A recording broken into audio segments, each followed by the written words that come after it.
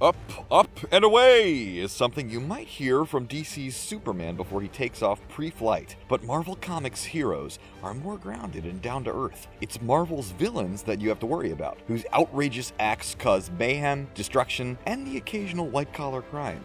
And although we tend to lose one big bad per movie, here are 10 evildoers who you may have forgotten. Keep a lookout for these maniacs who just might try to take advantage of our heroes in the ashes of the Infinity War. And before you say there's no way these villains are still lurking around in the shadows, click on the subscribe button. You'll join the forces of good as Screen Rant keeps you up to date on the whereabouts of your fave characters. I present to you Tanelier Tevan, the Collector. The Collector. It's likely we won't see Benicio del Toro's eccentric intergalactic curator in an episode of Hoarders anytime soon, so let's assume that we'll meet him again very soon in the MCU. But since he still had the Reality Stones, one of the Infinity Stones Thanos was after, his fate is up for debate. The Collector is an interstellar being, and with the MCU spanning different time periods, we'll see him again after the Infinity War wraps, especially since MCU producer Kevin Feige wants to team him up with his brother, the Grandmaster, played by Jeff Goldblum. I will repeat my question. Mission report, December 16, 1991. Zemo.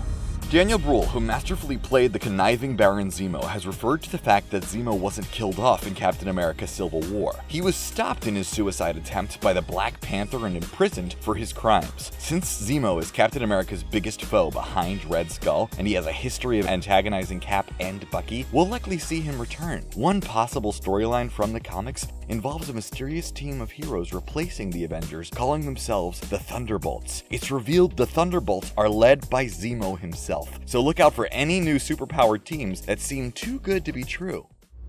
There's a strength to him.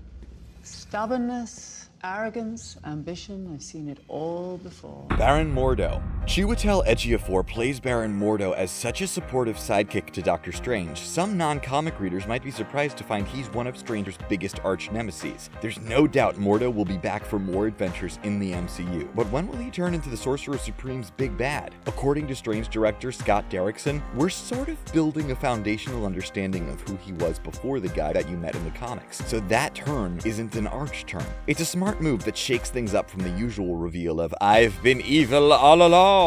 Who it is? What are the odds you and I'd end up at the same summer camp?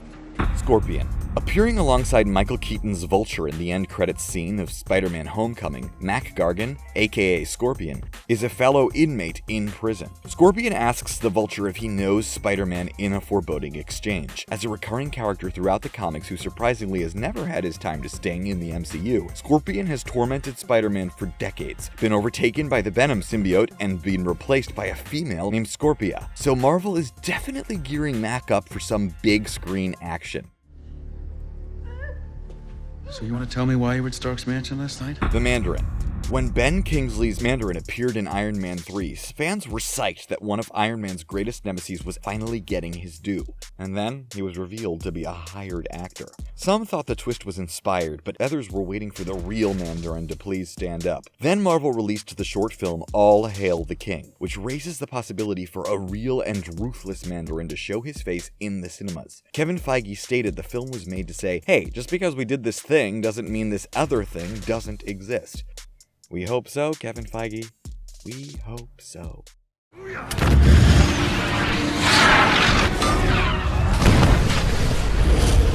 Abomination. With Bruce Banner now played with perfect down-to-earth delivery by Mark Ruffalo, much of Ed Norton's The Incredible Hulk film has been swept under the rug. And while even Tim Roth, who played the mutated villain Abomination, doesn't think he'll return for any more movies, he's still expressed interest, and it seems Marvel's kinda interested too. Abomination's human alter ego, Emil Blonsky, is locked up in S.H.I.E.L.D. jail in an Avengers prequel comic, and the World Security Council even argues against the Avengers that his imprisonment is unethical in the short film The Consultant.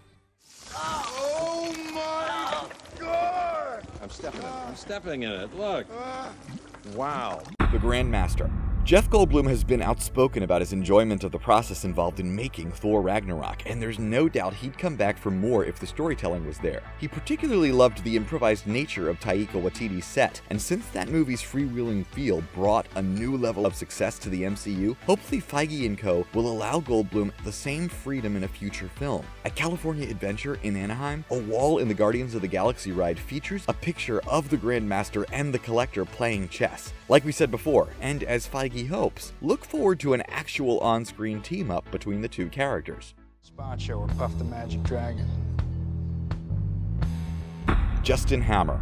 People tend to diss Iron Man 2, but let's not forget Justin Hammer, the low-key villain played by the offbeat and always great Sam Rockwell. CEO of a tech company rivaling Tony Stark's, Justin Hammer expends a lot of energy and ends up in prison for trying and failing to create his own Iron Man-esque suit through criminal means.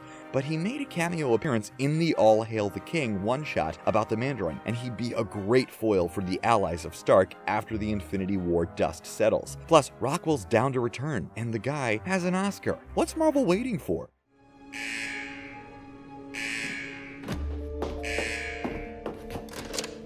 We have a locked position on Zodiac. Zodiac. So far, the MCU has revealed Zodiac to be the name of a poison hunted by Peggy Carter in the Agent Carter sword on the Iron Man 3 Blu-ray. But the name Zodiac has a much deeper history in the comics. In the series, Nick Fury, Agent of S.H.I.E.L.D., Zodiac was the name of a supervillain team, each named and fashioned after a holiday. There was Thanksgiving, Arbor Day, Boxing Day. Just kidding. They were named after the signs of the Zodiac, like their namesake. Anyway, with the MCU movies set to make larger-than-life adaptations of the comic book story arcs and shows like Agents of S.H.I.E.L.D. to adapt smaller elements, the Zodiac will definitely be back. I think that you are a man of great vision, and in this way we are much alike. Red Skull.